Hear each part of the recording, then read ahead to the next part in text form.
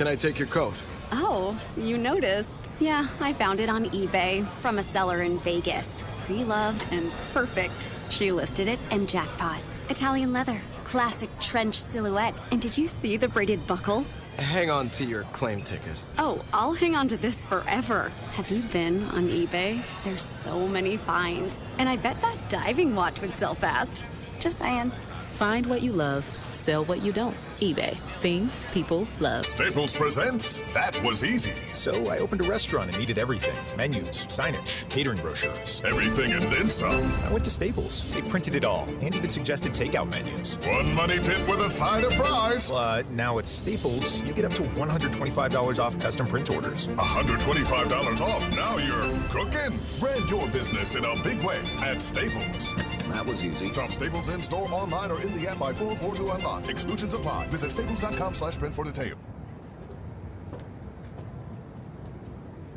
Whether it's a cough, a fever, or something you can't quite name, MMC Now makes care easy. Walk right in, get seen quickly, and your visit connects directly to your MMC doctor. Care you trust, with providers you know, with digital check-in and multiple locations around town. MMC Now is here when you need us. Murfreesboro Medical Clinic.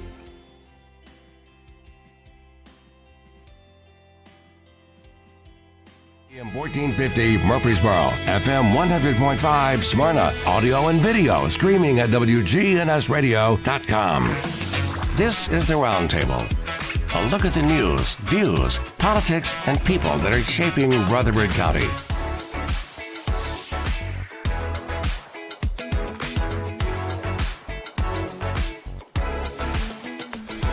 Welcome into the Roundtable. I'm Andy Herzer, founder and executive director of First Shot. With me today, Shane McFarland, mayor of Murfreesboro. And here's my first question. My dad was a politician. How do you see being a mayor has positively affected your family or negatively? And it's a question I ask because I've got a lot of skills now because I had to go shake hands, people I did not know. So I benefited from it. My brothers did not. You know, I mean, I think it's like with anything that you do, you've got positives and you got negatives. I mean, typically we try to, if I ever like bellyache about something, I'm only going to do it to Ashley. I'll never do it around my boys because I don't want them to see that, you know, I always want them to be able to see the right way to handle things. So, but, you know. You got to have a sounding board. Yeah, and that's Ashley. I mean, hands down. And routinely, you know, if I come in and I complain about something, she'll sit and listen, and then the next thing she says, she's like, hey, you signed up for this. You know, so she's really toughened me up. But, you know, I think overwhelmingly it's been positive because I think it's been able to teach your kids to be active in your community, to give to your community. I think the only negative, if I had to say, you know, a negative, and that's even going back when you know, you look and you had different threats and things go on with different rallies and stuff over the last 10 years. The only negative is social media. And so, you know, Drew, my youngest, he's 13. He's not on social media. So he doesn't necessarily have to worry about seeing anything on there. The boys, the older boys, I laugh because they got to where routinely would comment, you know, on Twitter to people, and I'd be like, hey, bro, you can't do that. And so the other part, too, is like Ashley, there's been a couple of times where, you know, I'll be sitting and all of a sudden I see a comment come up and I'm like, oh, honey, don't do that. You know, so that's the only negative. Yeah, it's amazing social media, which I'm on a 40-day fast from it. Okay. And I just don't think there's enough. So far, I've missed it. Enough juice in the squeeze. You know, the only thing I really want to know is what's going on in our community, which we have so much going on, Shane. And let's just kind of talk about it. You know, I've had a long time partnership with Patterson Park. Yeah. The Parks and Rec department, we've got to have, if not the best in the country, one of the top 5 Parks and Recs. They continually get national rewards and accolades just on how that department's run. And I mean, the new investment into Patterson Park with the new splash pad, the new playground, additional parking, upgraded the pickleball court. So yeah, I mean, the Parks and Recreation department makes Murfreesboro look good. Well, I just think so many of us don't even know all that is even offered with our Parks and Rec. Yeah. I mean, it's a massive undertaking that they do every year. Yeah, I mean, I did an interview with Channel 2 on, it was either Thursday or Friday, and they were talking about the Parks and Recreation department. And you're a coach, and I still coach baseball. My thought with Parks and Recreation, and specifically team sports, you can go look at the data and show how those healthy departments, and then also kids that participate in organized sports, that participate in Parks and Recreation department offerings, it directly reflects crime rate, education, families, all those different things. And so long before I was mayor, there was a huge emphasis on Parks and Recreation in the city of Murfreesboro. And so I joke and will say sometimes that, like, hey, if you moved into Murfreesboro and you didn't like or don't like Parks and Recreation, you don't like greenways, then you moved to the wrong city. Because, I mean, that has been a 30, 40-year commitment in the city to make sure that we provide those offerings for a community. And again, that was set way before I was mayor, and so I think most of the all the council members have gone through and said, we want to continue that. Well, I think it's just phenomenal what our city does. The next thing, I texted you off air, because I think because if, like my dad, he'd answer calls at night. Yeah. And they're never positive. Right? You always get all the negative. Sure. Right? All the blame. But, man, what a job, our street department. Oh, man, aren't they good? I don't know. I think I grew up in the north. We had the equipment. Yeah. There wasn't a street here that would have been, you would have thought you were in a northern city. Yeah. To me. And, I had this conversation the other day because we were talking about power, sort of some of the things that Nashville's going through with their power system. And it's one of those things that, like these storm events, you can't just plan for them in a week. I mean, it takes years. I mean, it's like that old saying, like insurance, you don't need it until you need it.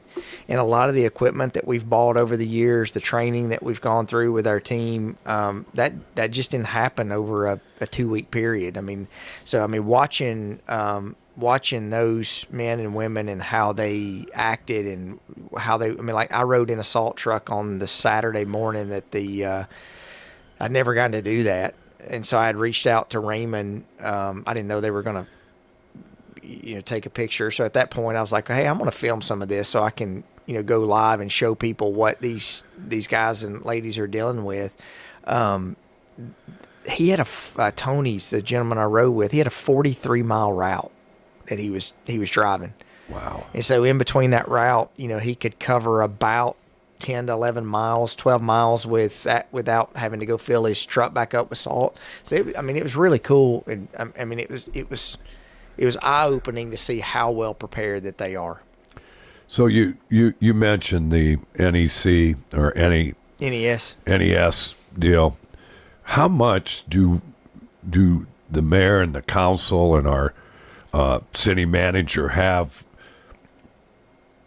directly with MTE, Middle Tennessee Electric? It goes all the way back to 2020 when we sold Murfreesboro Electric to Middle Tennessee Electric. Murfreesboro Electric, we were a donut hole completely surrounded by Middle Tennessee Electric. So our territory was not growing, but yet our costs were going. So it's one of those things that as your territory can't expand, but your costs are going up, then that's got to be passed back on to the ratepayer. So I still say that, 6 years later, that decision to sell Murfreesboro Electric to Middle Tennessee Electric will go back and be one of the best decisions Murfreesboro has ever made. I think it also goes to show you with how this recent storm event was handled that they were good too. Yeah. So, and part of it goes back. The question on how much interaction do we have, what NES is dealing with right now was very similar to the way Murfreesboro Electric was set up. So you had a citizen board that governed an electric department, that those citizens were appointed by the mayor and the council. And there's not, that board would meet once a month. There would be some committee meetings, but you basically had 6 or 7 people that were managing a large electric company that really, although they were good at what they did, they don't necessarily have training in doing that. And the way Middle Tennessee Electric is set up, there are elections in each district, so there's representation. I mean, those people that are on that board represent an area, and you've got a direct link to that person. And so I think it goes, I'm not going to pile on Nashville. Everybody else is having lots of people don't understand that extra half inch of ice. Yeah. Also. Yeah, but the things that have started to come out on tree canopies and tree trimming, and Middle Tennessee Electric has a very aggressive right-of-way policy. And I was in Nashville on Saturday. We were going up to a basketball game. Drew had a game at Nashville, in Nashville, and I'm driving down. We're in the Bellevue area, and the amount of trees in the right-of-way that were all just completely over. This is after it's melted, right? So the amount of trees that are over all these power lines, if you drive down the right-of-way in Rutherford County and look at the way Middle Tennessee Electric handles those, there's a marked difference. Well, again, I'm glad that we live here. Yeah. Well, we're rarely, partial, right? I rarely go to Nashville anymore. I'm too old. It's for the young. But kind of switching gears a little bit, you have all this growth kind of still going on here in Murfreesboro. How have you and the city council members planning for this next 5 to 10 years? You guys you can't look. Yeah. If you're looking 1 year, you're going to be behind. No, so we did that going back in 2014. We did the Murfreesboro 2035 plan to sort of give us a roadmap, and then we constantly are updating that plan with land use maps, looking at different things. We just did that on Wednesday. We were looking at this Cherry Lane corridor study, which is the new road that's going to be built from 24 all the way back to Memorial, and anticipating what's coming, how we're going to do that. So, I think it's a continued process. Our growth, if you look at it, in my opinion, and the feel has slowed down. We look at water and sewer taps. We look at how many trash cans we pick up on a weekly basis. Not many people know we pick up about 55,000 trash cans a week. So you can monitor how many trash cans you pick out to see what that true growth is. So I think it's one of those things that you just stay on it. The number one complaint that we get is infrastructure and traffic. That is the number one complaint that we get. And so, that what we try to do is, the majority of our roads are in our city are all state roads. And so we continually work with our state leaders, with our state delegation, who work their rear ends off trying to secure funding and to work and get those roads. Thompson Lane, a great example. That's a $125 million road project that's getting ready to start. We're finishing up. So let's take the North Thompson, because it's going to be a mess for 2.5 years. I hope, from your lips to God's ears. Yeah. I hope 2 years. Yeah, right. But it's a long time. How are you going to funnel? Have you guys thought about how you're going to funnel traffic? Because there's three major schools on that North Thompson that's going to be affected. The state is going to start. That's a state project. So it's like my favorite movie, or one of my favorite movies, is Moneyball. Yeah. And so they're sitting in the conference room, and Billy Bean's talking about the roster, and then this old scout says, guys, I think we need to know, or everybody needs to understand, is that we make recommendations and he makes decisions. And so we make recommendations to the state, they make decisions. But I think that's why they're going to start on the Memorial end and try to get that Memorial past the 3 schools on Siegel completed. And I think that's really, Andy, more of a thing you look at, that the 3-school concept is not a bad thing. No. I think it's great having the elementary, middle, and high school all right there together. But there's some ramifications when you put 3 schools back to back to back. And that's something that we have to think about. Like, the education part, I think, is great. But that's why you're seeing that, like Murfreesboro, we're not really building schools on major roads anymore.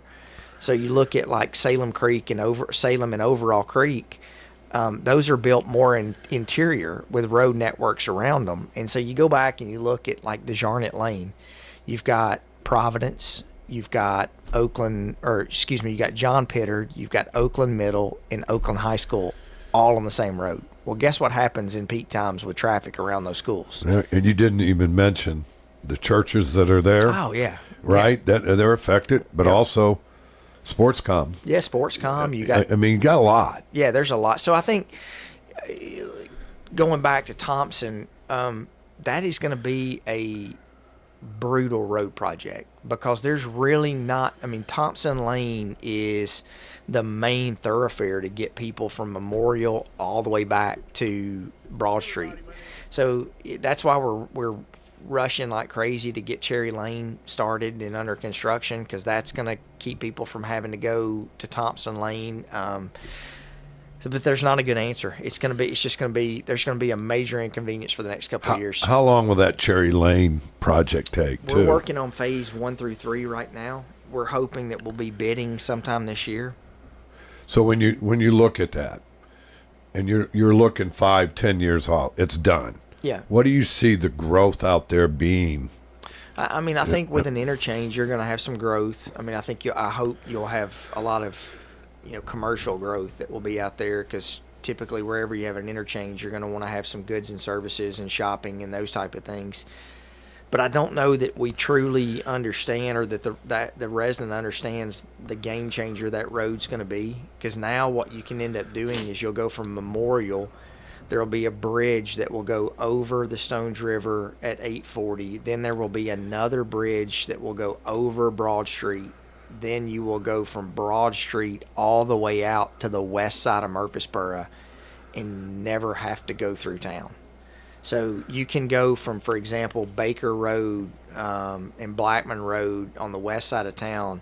You'll be able to drive over 24 all the way back to Memorial and never have to go through an interchange or go through Murfreesboro. So with that, will there be more housing growth too out that way? Or? Yeah, I mean, I think any time that you see a 5-lane road built and you see sewer run, that you're going to see developers that will come out and do different things. I think the city council's been pretty steadfast on basically saying no more multifamily. So I think that's going to be a discussion. But yeah, I mean, I think you're going to see around the interchange over in the Blackman area, like when I say Blackman area, the Florence Road area, you'll see some development in the land use plan that will be around that area.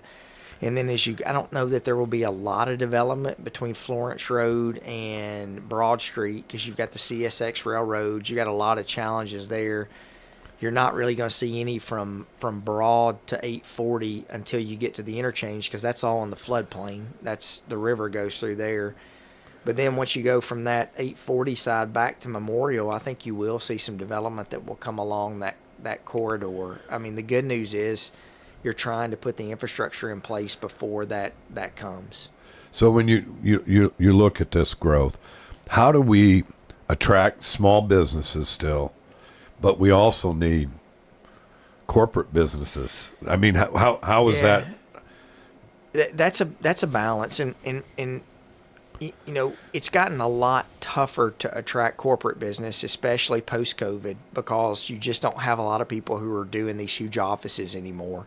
And the other part with that too is most of these corporations that want to come, they're looking for incentives and tax breaks, which is, we don't do a ton of that.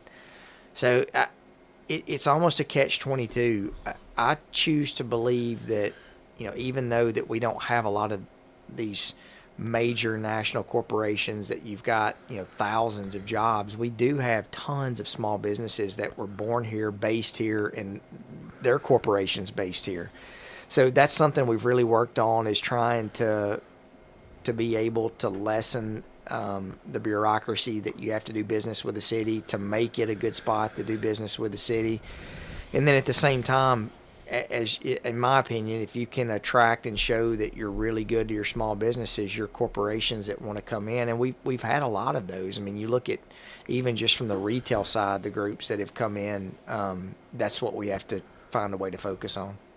So, again, talk about the multifamily, why you guys put a kind of a halt on it, and why. I mean, there's a good reason why. Yeah, I mean, if I could go back 30 years ago, the one thing that you've learned is that once a piece of property is zoned, there's not much change in that. And so what we did about 7 or 8 years ago, we changed our sewer ordinance because we could legally do that, to where we could say, look, here's the capacity that we have in the city of Murfreesboro. And so, for example, we could say, even though your property's zoned for 16 units an acre, the most that we're going to give is 9 units an acre, period. And so our sewer ordinance really trumped the zoning ordinance, because the zoning ordinance shows what you were approved for. The sewer ordinance shows how much that we can service. And so if I could go back, at the time, the garden style apartments were really popular, where you'd go out in a neighborhood, somewhere around like the west side of town, and you'd put a 200 unit multifamily apartment complex. And what you've really seen over the last 5 or 6 years, there's been no rezoning of new apartments outside of areas that are really dense, like the Gateway. I think that multifamily made sense in that area because you've got all of this industry out there that people walk back and forth to. And then downtown, where we're sitting right now, I think in the next 4 to 5 years, you'll see some living that's down here, because we don't have living in the downtown area. And you really need people living here to be able to support the businesses that are down here. But I think the ultimate thing is, if we could go back, in my opinion, you probably, outside of the Gateway area and some of the downtown area, we absolutely allow more than what should have been built for multifamily. Was that a little bit because of Middle Tennessee State being here, you think, a little bit? Yeah. Yes. I get in trouble when I say this, but it's the truth. When I graduated from MTSU had about 8,000, 9,000 student units on campus. And they just announced they're doing a private-public partnership, and they're building 500-plus units on Womack Lane, where the old married student housing is. That should have been condemned in '96 when I was here. Yeah. It was all... Coach, yeah. It's brutal. So that number went down to less than 2,000 units. And I don't know who made the decision to do that, but the decision was made to do that. And so there's things that happen when you do that. You push that student housing off campus, which there's not anything wrong with that. After someone's been here, as a freshman, they've been here a year or so, and then so what you've ended up doing, and you've made the university transactional, so you don't have people on campus. You ended up, by not having people on campus, your Greek life degraded significantly. When I was on campus, the most active people in the university were all part of that Greek life system. And so that went away, or I shouldn't say went away. It is not even close to what it used to be. And so by pushing all that growth to the periphery, what you also did was you had all of these groups from out of state came in and built these housing complexes. And so they called them, I'm using names, they call them Student XYZ, or, and they weren't. There was one at one point called Raiders Crossing, I think was the name of it. But you can't just lease to students. Now, I will tell you what some universities have done, which I think is extremely proactive, is they've gone to apartment developers and said, hey, we want to rent your entire complex. So, for example, that complex that Coastal Carolina did that. Yes, the complex on Alumni Drive, you would have the university that would have gone and said, hey, we want to rent this entire complex. And then the university could only lease to students. But by fair housing law, when you're a private developer and you've got a unit, you could have a 30-year-old person living next door to an 18-year-old freshman.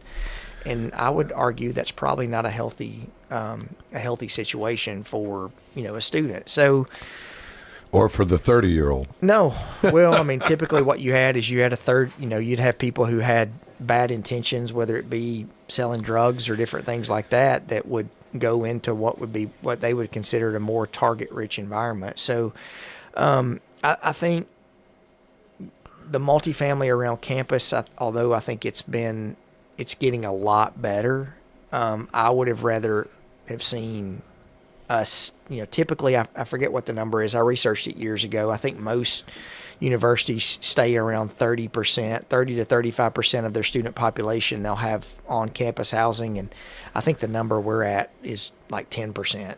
I mean, or less than 10%. So, again, that's a decision that out of your control, is out of my pay grade. But as I've said numerous times, when those decisions are made, they directly affect the city and the city residents by how we have to handle all those things. Well, we're going to take a break and be back with the mayor.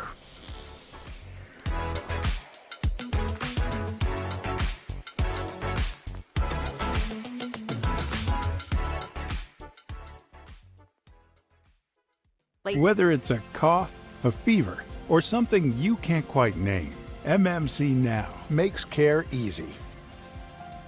Walk right in, get seen quickly, and your visit connects directly to your MMC doctor. Care you trust, with providers you know, with digital check-in and multiple locations around town.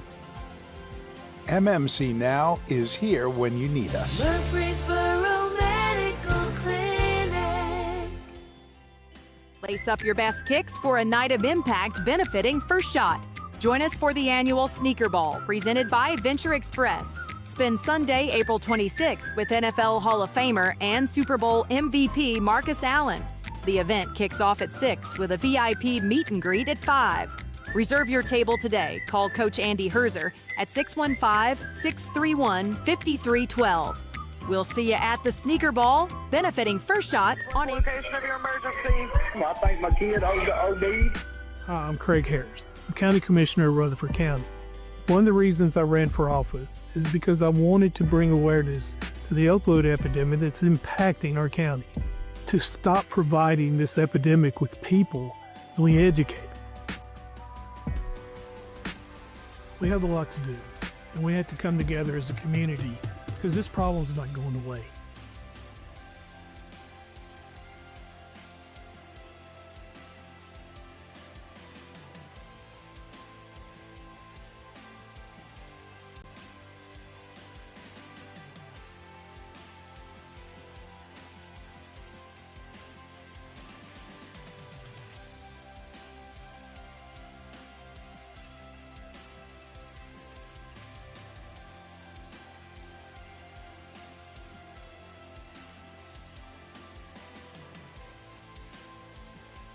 CD specials that will help your money grow. South Central Bank has a 5-month CD with an annual percentage yield of 4.15% or a 25-month CD with an annual percentage yield of 3.8%. Two great ways to put your money to work. You choose the term that works best for you. $500 minimum balance to obtain the APY. Stop by any of our convenient South Central Bank locations today and take advantage of our two great rates. South Central Bank, member FDIC, equal housing lender.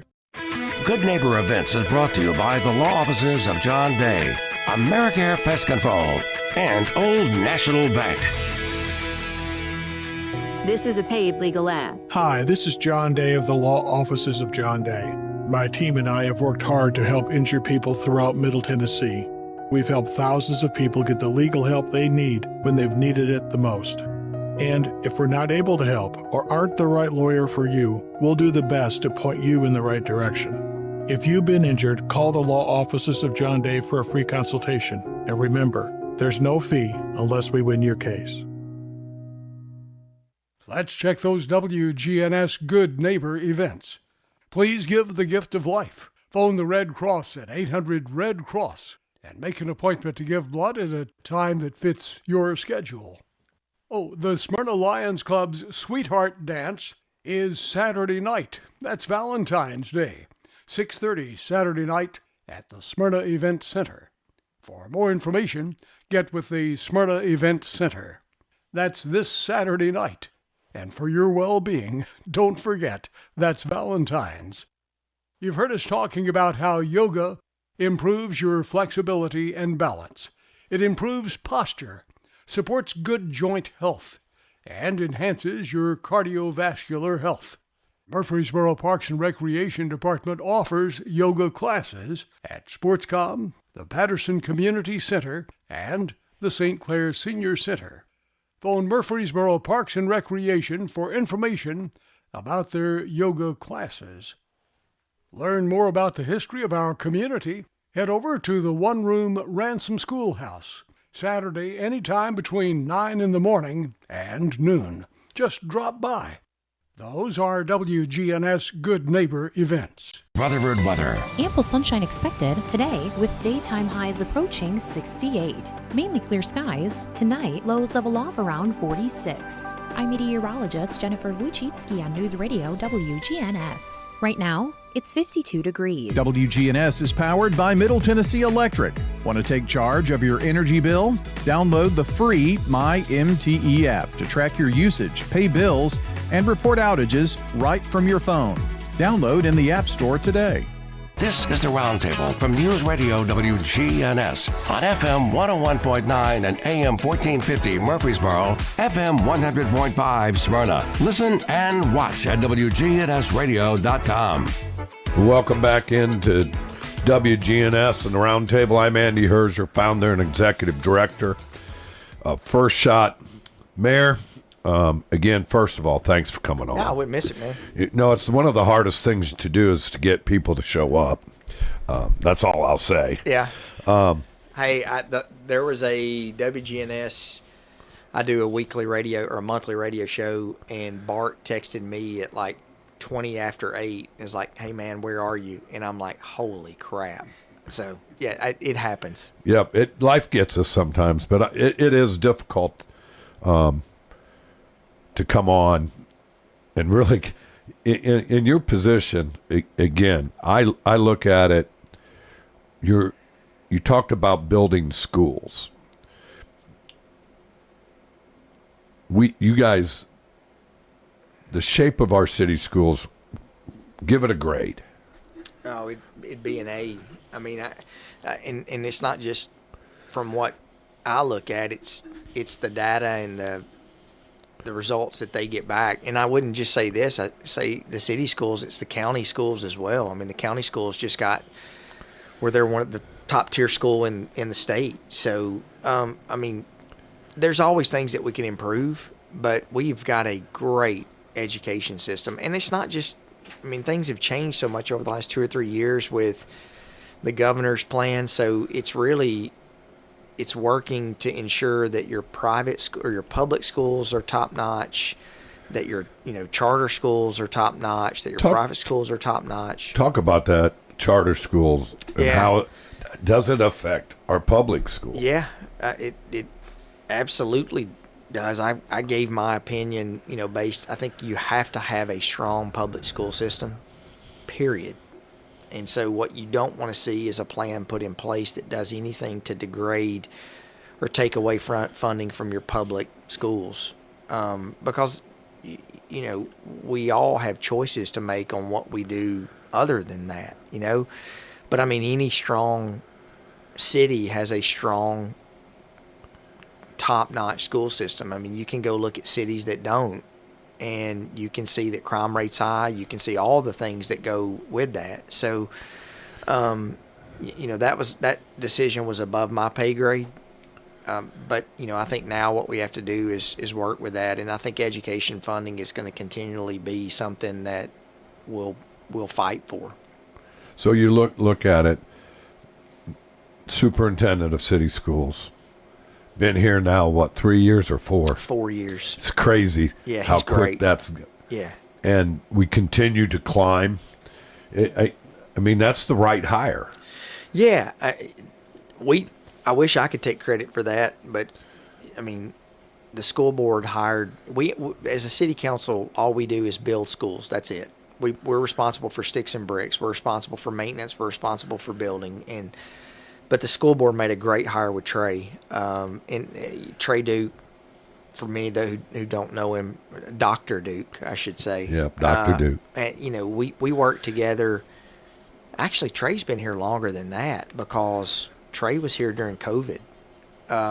We worked together during COVID. And so anytime Trey calls me or says, hey, I need to meet, I mean, that's a meeting I don't miss. And when Trey says I need help with this, I hope when I'm not mayor that Trey would look and say that, hey, the mayor was a good supporter of the public school system. And so Trey and I, whenever there's a battle, Trey's somebody I would want in my foxhole.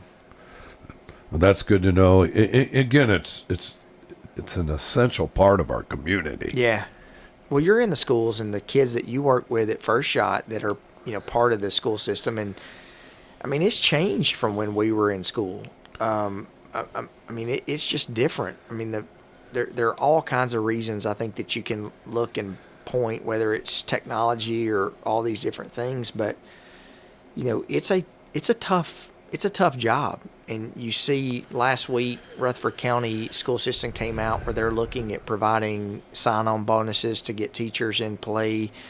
I know talking to Trey and to Jimmy Sullivan at the county that they continually are trying to recruit teachers from universities all over the state. For that matter, I think they said that they heavily recruit out of Western Kentucky. So I mean, they're trying to bring people in to continue this tradition of good schools that we have. Well, it takes a massive undertaking, I believe. But the other thing I want to say is I think our police department's healthier. I think our fire, talk about that public safety, and our fire department is so much healthier than what it was 10 years ago. Yeah, a lot of people have heard me say this, especially over the last 4 or 5 years. I think it just depends on the different phase of life you're in, and we can fuss about traffic, growth, all these different things. But if you don't feel like you live in a safe community, that overrides everything. And so back, years ago, we had a significant issue of keeping people at our city. And so the city council about 3 or 4 years ago finally said, okay, look, and I remember saying this, like, we're leaders. That's what we're elected to do. And we're constantly looking at what everybody else does. And there's a time when you have to do that. I mean, our biggest competition is Metro Nashville, and we can't compete with them pay-wise. But we also are not raising taxes 40%, every 2 or 3 years. So, but what we can do is we can look as a city our size and look at Nashville and say, this is what we can pay, and we're going to look at what's good for Murfreesboro. And so police and fire both, we have significantly increased their salaries. And that not just police and fire, that's communications, that's dispatch.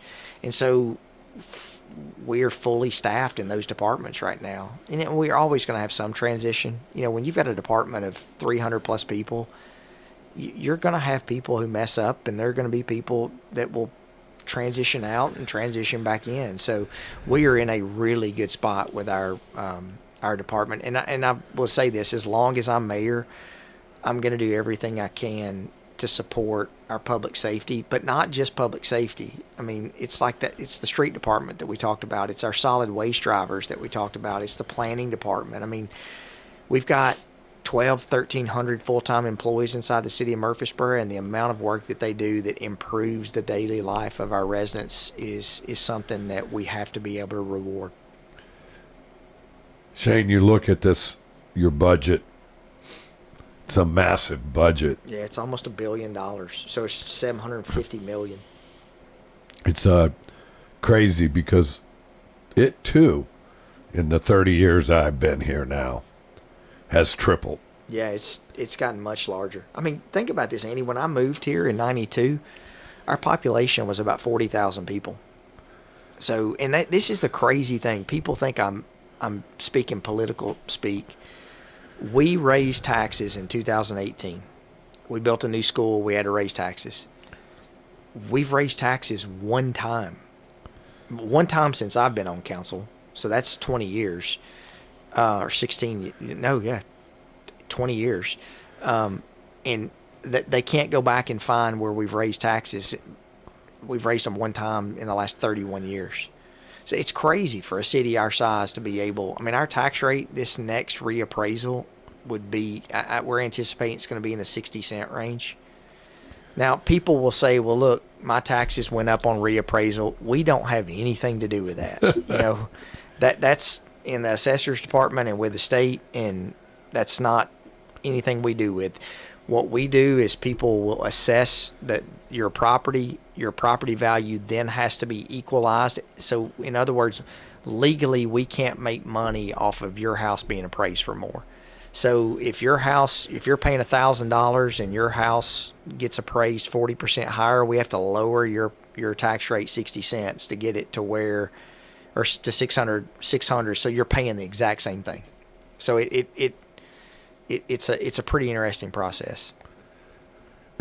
I think people just don't realize the difficulty. Yeah, I went back the other day. A guy had hammered me on social media saying that you raise my taxes every year. So I went back and I was like, "Hey man, what's your address?" And so I got his address, and I went back and I pulled up the last 10 years, and I was showing like his tax bill, and it's pretty much the same. So that's something I don't think it's something that we beat our chest and say we've been able to do that by sales tax revenue. Our sales tax revenue has increased. I mean, you look at like a business like Costco that comes in, and they're paying $3.5 or $4 million a year to the city, and that helps us not have to raise property taxes. So you look at all that. That's what I guess how do we keep that balance of? Well, there is a mix. I will say. Let's just take Trader Joe's and what's going on behind it. That's a mixed use. Tell people why you chose, and you really kind of made them jump through some hoops. Oh yeah, they had. Yeah, I mean they had to go through the gauntlet to be able to get that approved. But I think what you look at is you really look at where, like my boys that are 22. And whether you like this or you don't like this is just the truth. The average 20-year-old, 25-year-old that's graduating college or going into the workforce, they don't necessarily think about, hey, I want a house with a big yard, I want the fence, I want all the things. They don't think about that anymore. They think about, like, I want a place to live, I want it to be nice, I don't want to have a lot of maintenance, I don't want to have to mow the yard, I don't want to do all those things, but I want to be able to go do other things. And so there's a balance on finding that, because I'm the exact opposite. I'm like, hey, I want the big yard, I want to be able to go outside, and so I think when that development came through, you looked at the positives with Trader Joe's, the amount of sales tax revenue that comes in off of Trader Joe's, it's substantial. But then you also look at affordability that, I mean, one of the biggest things that we continually hear is affordability inside the city of Murfreesboro. And there's one way to have affordability, that's to have more supply. But whenever you have more supply, that means you're bringing in more people. So there's a balance that you're trying to meet on that. Well, because, I mean, Andy, I do think you have a lot of people who've moved here, and they love Murfreesboro just like we love Murfreesboro, but they don't want anybody else to come into Murfreesboro. It's amazing. I know. It's so that's the balance that we try to figure out. Well, here, whether you call what I do a nonprofit. It's still a business. Oh. All right. And the benefits of the growth of Murfreesboro has benefited First Shot unbelievable over the last 23 years. So growth to me is not, I'll be patient. I'll leave 15 minutes early, right? Yeah. And if I get stuck in traffic, it's traffic. It doesn't make my day or break my day anymore. No, Used to. I try to. We talked about social media, and like I'm doing these things now where I have been for about the last 5 or 6 years, do things at night to talk to people. And so I hope, if anything, people will always say, hey, I may not agree with him, but he's at least transparent with me. And I think that's the thing that we try to find the balance. And could we do better sometimes? Yes. I mean, it's like a basketball coach or a football coach, or you're sometimes you call the wrong play. You just realize, hey, that play didn't work, and don't do it again. But the thing is, if I'm from Monteagle, my mom and dad still live in Monteagle. I feel like they're Murfreesboro residents because they're down here so much. But there's not much industry in Monteagle. And there's a lot of people have their second homes in Monteagle, but there's not a lot to do. There's not a lot of services there. And so whenever something happens, they have to raise their tax rate to accommodate for that. We have not done that. And so I think growth and being able to have affordability sort of go hand in hand. It's just making sure you do it the right way. There's times where we have done it, and I'm confident with it. And there are times when you look back and you're like, man, we could have done that different. Well, again, we're going to take our final break, and we're going to come back to that with Mayor McFarland.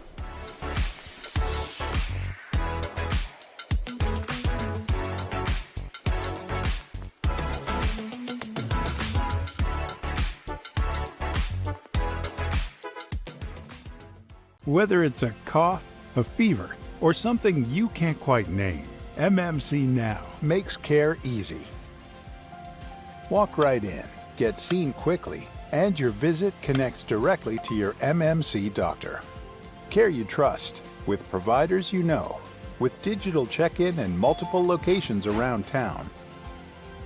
MMC Now is here when you need us. Murfreesboro Medical Clinic.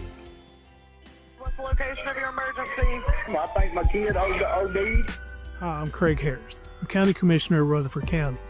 One of the reasons I ran for office is because I wanted to bring awareness to the opioid epidemic that's impacting our county. To stop providing this epidemic with people as we educate. We have a lot to do, and we have to come together as a community because this problem's not going away. If I had to rate the office of John Day, I would definitely give him a 5-star rating. A 20 stars. Probably like 100 stars. John Day's office was wonderful. They are caring. Call the law offices of John Day. I would recommend them to everyone. Over 1,000 times a year, a lawyer refers someone who needs help in a personal injury or wrongful death case to us because we treat every referral in a timely, professional way. Trust the lawyers other lawyers trust. Trust the law offices of John Day. Lace up your best kicks for a night of impact benefiting First Shot. Join us for the annual Sneaker Ball presented by Venture Express. Spend Sunday, April 26th with NFL Hall of Famer and Super Bowl MVP Marcus Allen. The event kicks off at 6 with a VIP meet and greet at 5. Reserve your table today. Call Coach Andy Herzer at 615-631-5312.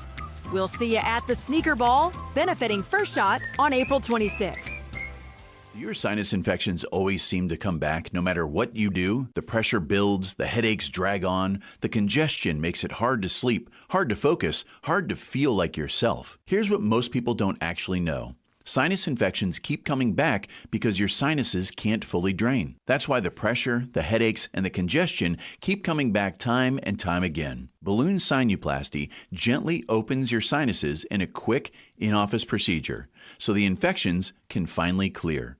At Murfreesboro Sinus Center, they've helped thousands of patients break free from the sinus infection cycle so you can breathe easier, sleep better, and finally feel like yourself again. Don't wait another season fighting sinus pain. Call Murfreesboro Sinus Center today at 615-649-4590 to see if balloon sinuplasty is right for you. Call 615-649-4590. That's 615-649-4590. This is the Roundtable from News Radio WGNS on FM 101.9 and AM 1450 Murfreesboro, FM 100.5 Smyrna. Listen and watch at wgnsradio.com. Welcome back into the Roundtable in WGNS. I'm Andy Herzer, founder and executive director of First Shot. Mayor, you look at this and the time commitment. Because it's not a full-time job. That's what people don't understand. But you put a full-time job into this. You do, because I know. Yeah. I see and hear from a lot of people that you're not like a part-time mayor. Well, I've got. I joke and say I have a real job that because I have to provide for my family, But I work that job a lot. But, I mean, that's part of, I think, the good thing about local politics, that it's not like I leave and go to Washington and I'm, you see the salaries that the congressmen have or congresswomen have, and then you all see what their net worth ends up coming back. People will say all the time, Shane's getting money under the table or Shane's, and I'm like, well, I've never seen that. But the way I look at it, you operate it sort of off that Dorito rule, that when you're in Publix on Sunday, you can't hide behind the Doritos when somebody sees you and wants to ask you a question. So, and it's one of those things that my boys have seen this, and Ashley, what I just said earlier, is I signed up for it. And so the minute that I don't think it's fun and I don't enjoy doing it, I won't do it. I'm Lord willing, I want to do it for another 4 years, and I would feel pretty safe in saying at the end of that 4 years, Drew will be a senior in high school, and it'll be time for me to ride off into the sunset. Yeah, you look at that, but that's the city too. It's the balance. How do we balance all these things? And if anybody thinks we live in a perfect little world, they're living in a bubble, because there isn't one. No. So you look at it. What one thing would you have changed most? I get asked that question a lot. I don't think you ever focus on just one thing, because the city is such a complex job that, the minute you just focus on this one thing, there's 8 other things that you've let degrade because you're only focusing on this one thing. And that probably is something that I think if I had a strength is I'm not a micromanager, but I'm also a pretty good multitasker. But I think I think most builders have to be. Yeah. I think if there's one thing that if I were able to wave a magic wand and just say this would all be fixed, it would be traffic. It'd be road projects.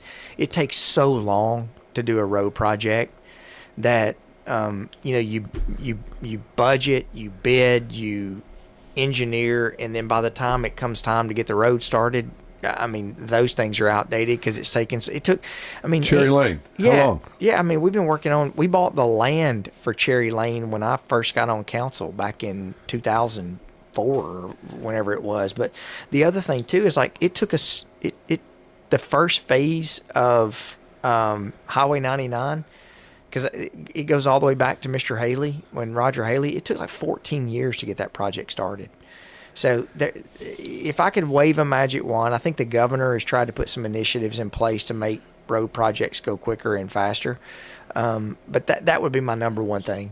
But it's out of your control. Well, man, I mean, you fight. You can fight the good fight, but yeah. Again, all the red tape because of government. Yeah.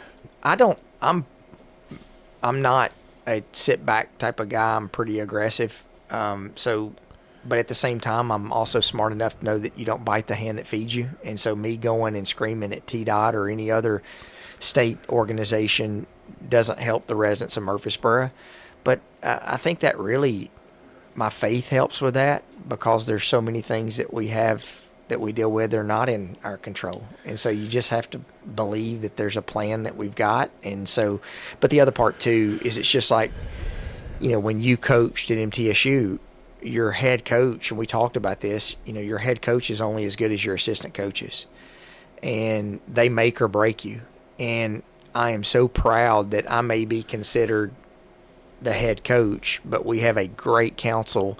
But then the assistant coaches we have that we've got, and our city manager and our entire team, they're top notch. Our biggest threat as a city, and I'll continually say this, the amount of people that we've got that have been with the city for 25 to 30 years and they're nearing where they're going to retire.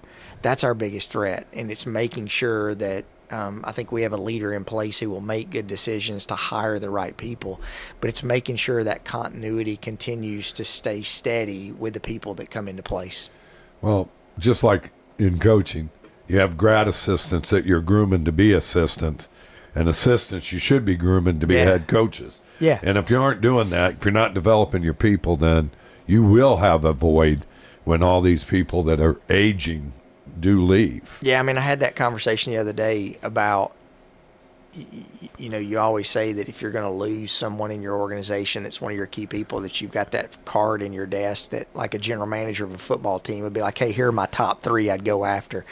So I think if we are not training the next group of leaders to take our places, then we're not doing the citizens of Murfreesboro.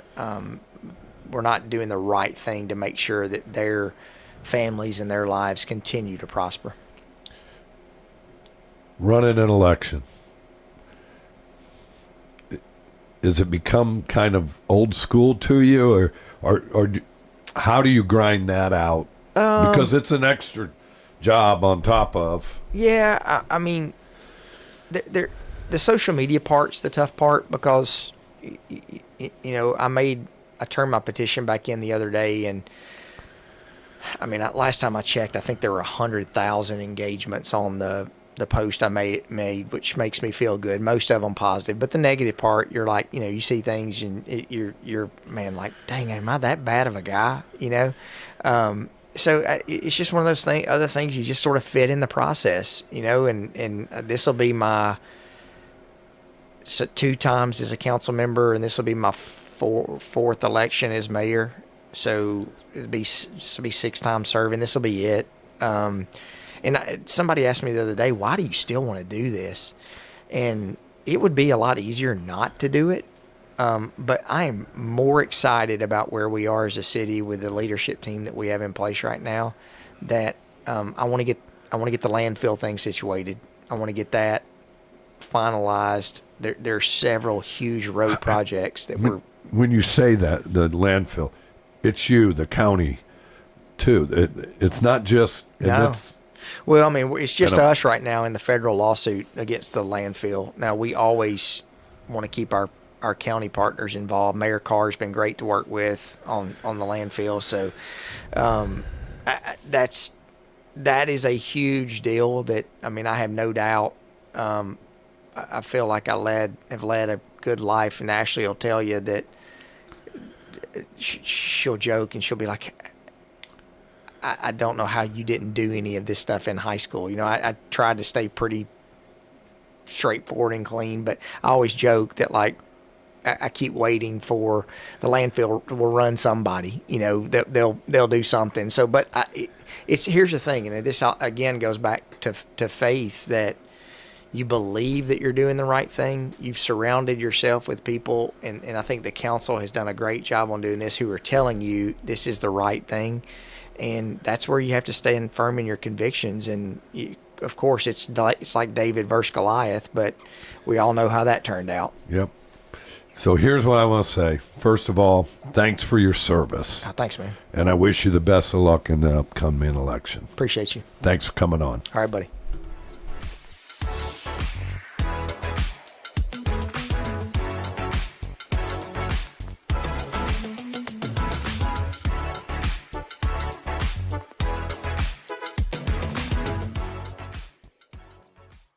WGNS, Murfreesboro, Smyrna. Subscribe to Big G TV, local content that matters to Rutherford County.